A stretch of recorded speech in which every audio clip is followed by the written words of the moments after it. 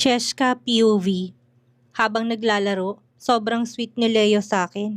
Minsan dami lahat ng ladies, kahit na parang gusto na siyang lapain ni Floyd sa inis. Magaan ang kilos ni Leo, marahang humahawak sa kamay ko habang nag-explain ng laro dahil sinadya kong magtanong. Palihim na bumubulong sa tenga ko. Siyempre binigyan ko siya ng atensyon. Nasa plano na naming mga babae yon, si Floyd at ang ibang boys. Nakakunot noo buong oras. Ladies, saan niyo gusto mag-dinner mamaya? Tanong ni Chip. Habang nilalaro ang cards pero ang mga mata kay Danica nakatingin. Paano ko sa BGC? May bar ba doon? May private room, suggestion ni Roman. Nakapunta ka na ba doon, Bettina? Masarap ang pagkain doon. Actually, narinig ko ng lugar na yan. I think ang pangalan ng bar ay Hikari. Pero hindi pa ako nakakatry. Mahirap daw magpa-reserve, sagot ni Bettina. Halatang interesado at lalo lang nag-init si Josh. Kay Roman madali lang, tiyuhin niyang may-ari ng bar. Singit ni Chip. Kung okay sa lahat, perfect yung lugar. Cozy, romantic at bagay sa mga kagaya niyong napakaganda. Dagdag pa niya sabay kindat kay Jackie. Napansin namin pinagpapawisan na si Jaime ng Gamunggo. Settle na ha? Pero kayong maghahatid sa amin pauwi pagkatapos. Kasi brunch pa lang may wine na kami. Pag French food, dapat may alak talaga, sabi ni Isla na nakangiti. Mahirap naman kung mag-drive pa kami. Uy redhead, inaasyo mong talo na kami, reklamo ni Hugo na halatang umiikot ng mundo kay Isla. Hindi na yata nakatiis. Hugo, lahat posibleng mangyari sa poker, inosenteng sagot ni Isla. Kung maglalaro ka, tama lang na alam mo kung anong ibig kong sabihin. Sa buong laro, ginawa namin lahat para istorbohin ng mga lalaki namin. Todo harutan kami kina Leo at mga tropa niya. Pati si Richard, na madalas compose at mukhang may iyak na sa selos. Ilang beses niya nang nahampas ang mesa sa inis. Una nalaglag si Roman sa laro. Hindi na siya naglaro at tumutok na lang kay Bettina dahil para tuluyang mawalan ng focus si Josh. Boom! Talo na rin siya. Sunod si Chip nang simulan niyang lantaran ng paglalandi kay Jackie. Mabilis ding nag-fold si Jaime. Tapos si Leo na bumubulong na sa tenga ni Danica, dahilan para bumitaw na rin si Richard sa laro. At si Lucius naman, sabay bagsak ng cards sinabing out na siya. Bago pa siya makatingin kay Isla, hinila na ni Hugo ang upuan ng babae palapit sa kanya. Ang natira, si Floyd at Leo na lang. Nasa gitna ako nila, ako ang prize. Nakangiti si Leo, may kakaibang kislap sa mata. Mukhang enjoy na enjoy sa eksena. Miss Francesca, mukhang ako na magdadala sa'yo sa dinner mamaya. I promise na ma-enjoy mo yon. Bulong niya sabay kindat. Sa impyerno na lang, Leo, galit na sabi ni Floyd. Itataas kong taya. Nagtitigan sila. Si Leo seryoso, pero si Floyd hindi natinag. Parehong seryoso, parehong ayaw magpatalo. Very interesting. Alam kong kahit in character pa ng mga kaibigan ko sa akin sila nakatutok. Sige, sasabayan ko. Dagdagan ko pa ng 10,000, sagot ni Leo. Sabay tingin sa akin. Worth it naman ang risk para sa kanya. Nagsimulang kumintab ang mata ni Floyd. Nilagay niya lahat ng chips niya sa gitna. I'm all in, kasi gaya ng sabi mo, she's worth any risk. Malaki-laking pera nang nakataya. Tumayo si Leo. Ang mga matay sa cards tapos kay Floyd. Tapos marahang nilapag ang cards. Fold, mukhang malas ako ngayon. Aniya sabay halik sa likod ng kamay ko. Perfect, panalo kami. So excuse us, gentlemen. Magdi-dinner kami ng mga babaeng napakaganda. Sambit ni Floyd na mayabang, sabay tayo sa upuan. Biglang lumapit si Leia, binuksan ng cards ni Leo at ni Floyd. Anong ginawa mo, Leo? May full house ka. Siya flash lang, dapat ikaw ang manalo. Nagkatinginan sina Isla at Leo bago siya muling nagsalita. Mga kaibigan ko kayo pero hindi ko ipapadate ang kapatid ko sa inyo. Alam kong nagulat ang mga boys sa revelation na yun ni Leo. Pribadong tao sina Isla at hindi nila pinangangalandakan ng pamilya nila, kaya kami lang mga babaeng nakakaalam. Pero ano man ang rason, ang mahalagay umatras sila at nanalong mga lalaki namin. Sinabi ko na, hindi kayo magdi-dinner kasama ang mga babae namin. Ngiti-ngiti si Floyd habang kinukuha ang mga chips sa mesa. Rematch tayo minsan, sambit ni Leo, habang nakangiti nagpapaalam. Sis, I-text mo ko kapag hindi ka tinrato ng tama ng isang yan, okay? Mabilis kaming nilayo ng mga lalaki, sapat lang ang oras para kumaway kami sa grupo ni na Leo. All this time magka-text kaming mga babae. Dahil doon lang namin masasabi ang mga laman ng isip namin. Dinala nila kami sa isang maliit pero eleganteng bistro. Hindi masyadong matao pero masarap ang pagkain at magaan ang pakiramdam ng grupo. Tawa kami ng tawa. So, inaamin niyo ba na sinundan niyo kami? Tanong ni Danica ng diretso. Of course not, sagot ni Jaime. Kunwari inosente. Nagkataon lang yon, pero curious lang ako. Paano kayo napadpad sa table nila Leo? Coincidence lang, promise. Pagpasok namin nakita ni Islang kuya niya. Lumapit kami para bumate, tapos inaya kaming umupo. Ayun, sunod-sunod na, sagot ni Bettina ng kalmado. Sunod-sunod na Bettina, sambit ni Josh. Halatang irita pa rin. Tsak yan, lagot ka mamaya. Latigo ka na naman. Ay talaga ba, asawa ko? Alam mo bang gustong gusto ko pag pinaparusahan mo ko? Inosente pero mapang-akit ang sagot ni Bettina. Nagkatinginan kami sabay sabog ng tawa. Grabe talagang chemistry ng dalawa. Alam namin na biro lang yon pero iba ang dating. Okay lang, mag-asawa naman na sila. Pero girls, bakit wala ni isa sa inyong lumapit sa amin? Tanong ni Richard, may halong tampo. Ay sorry, hindi namin kayo nakita. Paliwanag ni Danica sabay halik sa labi ng nobyo. Kunwari inosente. Mahal na mahal niya si Richard pero never niyang ibubunyag ang mga kalokohan namin. Matapos ang dinner, nag-order si Floyd ng strawberry pie at sinubuan ako, tulad ng dati. Sa bawat subo, lalong kumikislap ang mga mata niya, puno ng init, pagnanasat pa nga kung hindi niya bibitawan. Pag-uwi nagpresenta si Floyd na ihatid ako dahil sigurado daw niya na kay Richard matutulog si Danica. Pagdating sa tapat ng bahay ko, bumaba siya para pagbuksan ako ng pinto. Pero bago ako bumaba, tinanong ko siya, "Sandali lang, bakit nandito ka pa rin?" Naguluhan siya kaya nilinaw ko. Iniwan ko sa yung goodbye letter ko. Ngumiti siya, hinawakan ng mukha ko, tinalikan ako ng dahan-dahan. Miss Moretti, hindi ako kailanman nagpapaalam sa'yo. Sabi ko naman kung kailangan kong magmakaawa habang buhay para sa kapatawaran mo, gagawin ko. Hindi ako susuko. Mahal na mahal kita and it will take more than a letter to drive me away. Pero hindi niya ako pinatapos. Hinalikan niya ako ulit, mas mariin. Pumasok ka na. Pakisabi kay Liam na namimiss ko na siya. Sweet dreams, my love. Pumasok ako sa bahay na lutang. Hindi ko pa rin maipaliwanag kung paano siya ganun kasigurado. Bastang alam ko, masaya ako. Kasi hindi siya sumusuko kahit na anong taboy ko. Matindi ang nangyari sa weekend at pagpasok pa lang ng bagong linggo, ramdam ko na kaagad ang pagod. Lunes pa lang, parang drain na ako. Siguro dahil naging loaded ang weekend namin. Pero buo ng pasya ko, susubukan kong patawarin si Floyd. Siyempre may sariling plano mga babae, ayon sa kanila. Dapat pagdusahan na muna niya lahat bago ko siya tanggaping muli. Para raw matuto't hindi na maulit. Pagdating ko sa opisina, dumiretso ako sa mesa ko, abalang lahat. Gusto ko ang trabaho kong ito, magaan, masaya at ang saya ng team. Ang downside lang, hindi ito ang field ko. Pinaghirapan kong degree ko tapos ngayon parang wala lang. Nalungkot ako ng konti pero naalala ko na may anak akong kailangang suportahan. Walang puwang ang self-pity sa schedule ko dahil siyang priority ko't magastos magkaanak lalo na sa gaya kong single parent. Habang binubuksan kong computer, may lumapag na mainit na tasa ng kape sa desk ko. Pagangat ko ng tingin, nandun si Isla, nakangisi. Hay naku, wala ka bang konsensya?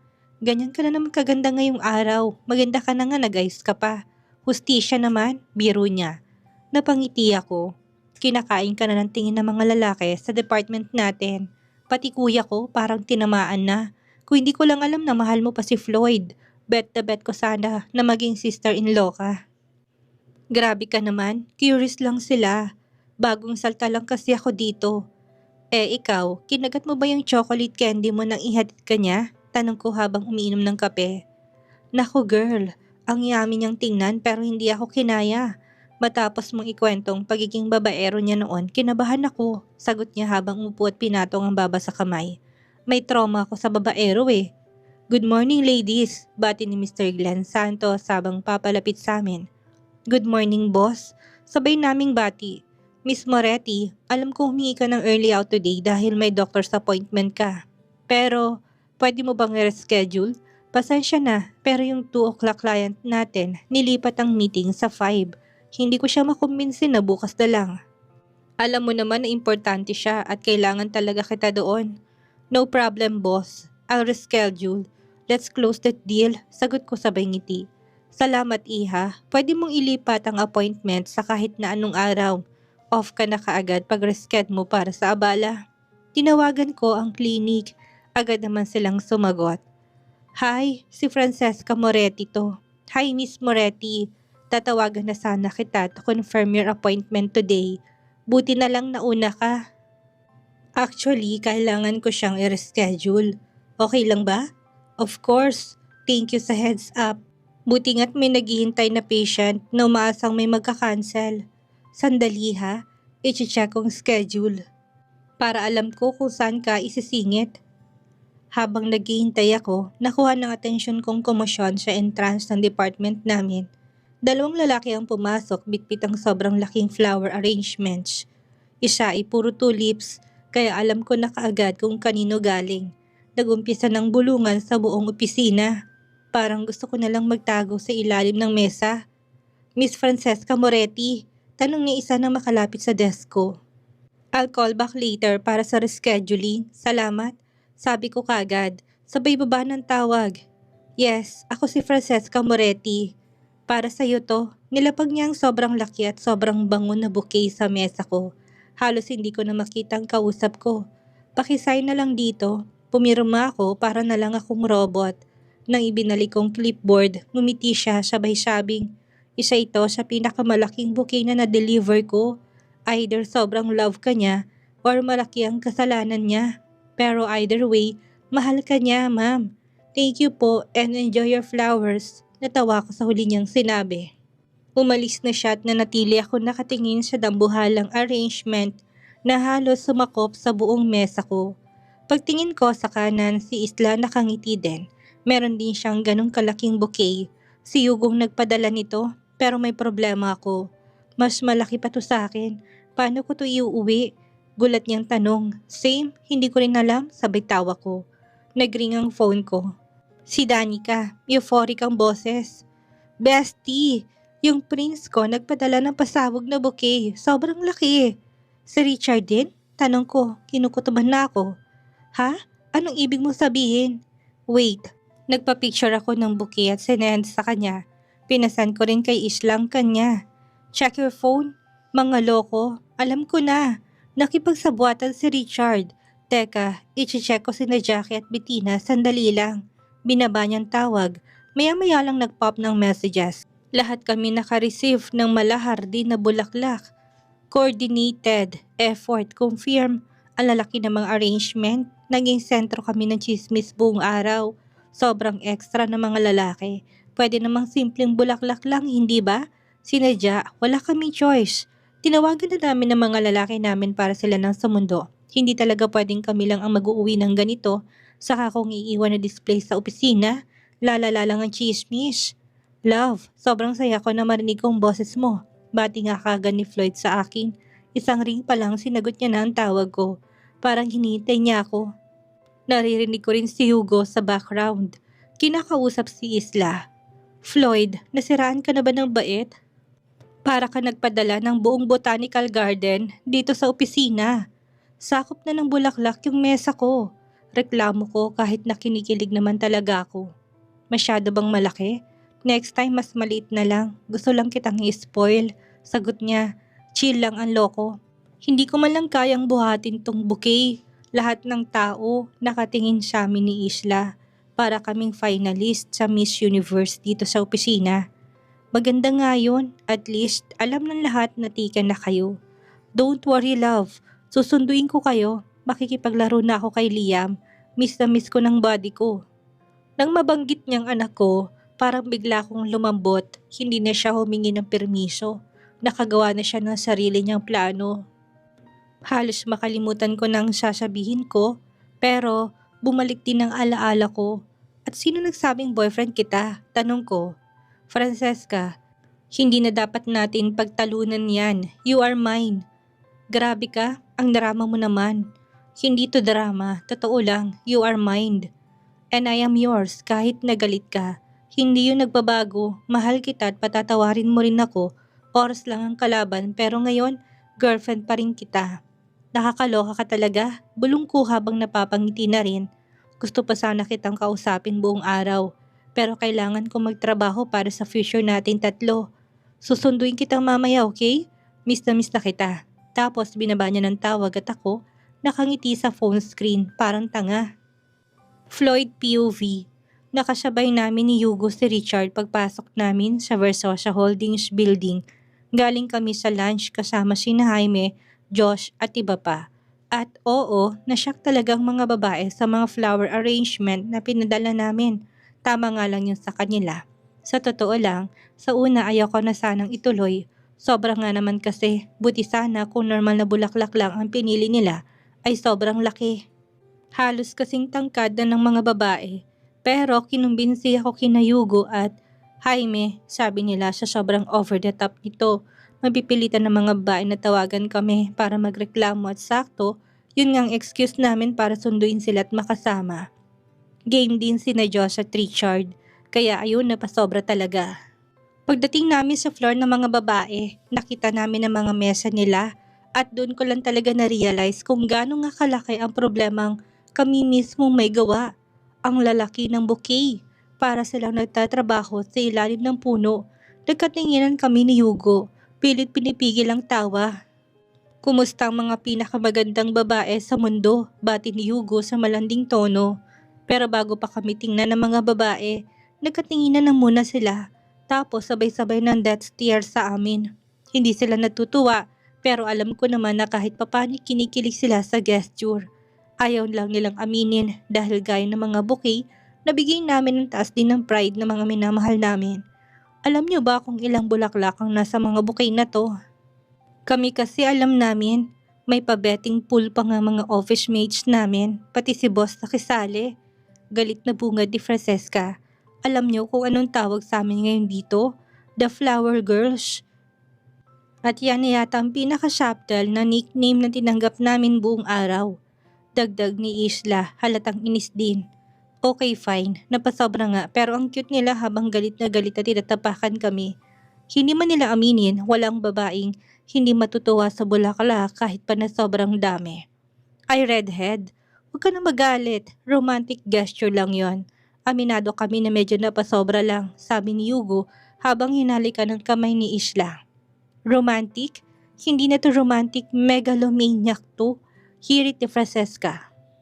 Oo, tama na. Bulong ko habang niyayakap siya, tinalikan sa pisngi. Nagagalit ka na naman eh. At anong paandar to, Floyd? Hindi mo ako jowa at wala kang karapatang halikan ako. Hindi ko siya pinatapos. Hinila ko siya papalapit at niyuko ng bahagya at hinalikan parang eksena sa pelikula. Narinig kong hiyawan at palakpakan ng office mates niya. Pagkatapos, habol hininga siya, pagtingin ko kay Hugo, ginaya niya rin ako.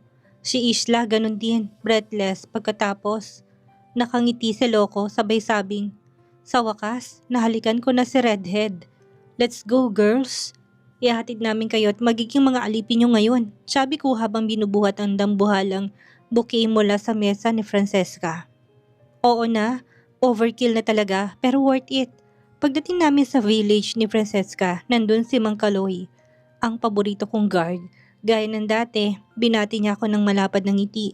Lalong lumapad ang ngiti niya nang makita niya si Francesca sa passenger seat at ang dambuhalang bouquet sa likod.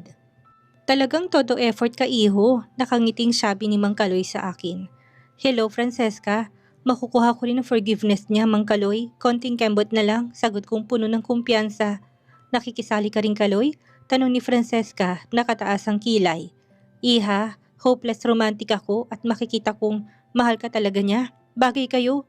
Paikutin mo muna, pahirapan mo ng konti. Pero sana mapatawad mo rin. Walang mas higit pa sa dakilang pag-ibig. Sagot niya, kampi sa akin. Pag-iisipan ko po, Mang Kaloy. Good night. Nag-thank you ako kay Mang Kaloy. Sumenyas pa siya ng thumbs up. Pagbukas ng pinto ng unit niya, sinalubong kaagad ako ni Liam ng yakap. Pinakilala niya ako sa babysitter niya bago to umalis. Pumasok si Francesca para maligo. Ako naman, nag-order ng dinner. Gusto ko siyang sorpresahin. Galing sa paborito niyang restong pagkain at may dagdag pang chocolate cake. Pagkatapos namin kumain at maglaro ng matagal ni Liam, pinatulog ko siya. Napakabait na bata. Bumalik ako sa sala at niyakap si Francesca. Love, kailangan nating mag-usap. Bulong ko. Tungkol saan naman? Tanong niya, yakap din ako, tumibok agad ng mabilis ang puso ko. Tungkol sa kung bakit dapat mo na akong patawarin. Dapat? Ikaw nga itong nanakit sa akin, tapos akong kailangan magpatawad agad. Hindi ka rin demanding ano? Aminado ako. Naging gago ako. Nasaktan kita, pero mahal mo ko. Mahal ako ng anak mo. Pati si Mang Kaloy, kakampi ko na. Siya kayang traidor na si Richard. Bulong niya sa leg ko. Uy, hindi traidor si Richard. Gusto niya lang makita kang masaya at ako raw ang kaligayahan mo. Kasi sa akin lang yung ngiting yan. Sa yakap ko lang ikaw dapat maging masaya. Yun lang ba? Parang hindi naman. Hindi pa kasi ako tapos. Kasi ako lang ang kayang paikutin ka ng ganito. Inangat ko ng bahagyang laylay ng dress niya. Inikot siya at buhat sa kandungan ko. Nihiga ko siya sa faat. Muling hinalikan, puno ng pananabik. Tinanggap niya yon at tinugon din ng buong alab. Para kaming uhaw na uhaw sa isa't isa. Hindi ko talaga siya matanggihan kahit na anong pagtitimpi pang gawin ko. Hinalikan ko ang labi niya. Hinigop na para bang hindi ko na ulit matitikman. Damang-dama ko ng tibok ng puso naming pareho. Hanggang sa humingal kami. Tumigil ako sandali. Nakangiti siya. Nangingislap ang mga mata. Oh, Francesca Moretti. Ni hindi mo alam kung gaano kita kamahal. Hinalikan kong tenga niya. Kinagat ng marahan. Tapos bumaba sa leeg sa balikat. Nang biglang nag-vibrate ang phone ko. Inis na inis ako. Hindi tumigil. Pinulot ko, tinapon sa gilid, tumatawa si Francesca sa ginawa ko. Best friend mo siguro yan, sagutin mo na. Mukhang hindi siya titigil, sabay tawa niya. Tama nga siya, pangalan ni Hugo ang nasa screen. Hayop ka, Hugo, may sumpa ka ba? Tuwing tinitigasan ako, tatawag ka. Sigaw ko habang tumatawa pero kagad din nawalang ngiti ko nang marinig ang sinabi niya. Sige, pupunta ako dyan, 30 minutes. Binaba kong tawag. Nakupo pa rin si Francesca sa kandungan ko. Kita sa mga matang concern niya dahil sa tawag na yun. Okay ka lang? Nalaman na raw ni Suarez kung kanino nagsusumbong si Rubilin. Sagot ko. Tinitingnan ko siya. Wala nang sakit sa mga mata niya kung hindi tapang. Sana matapos na rin to. Maganda yan. Kahit papano gumagalaw na rin ang investigasyon. Hindi ko alam kung magandang direksyon. Pero gumagalaw nga. Hinalikan kong palad niya. Sana tayo rin ni Floyd.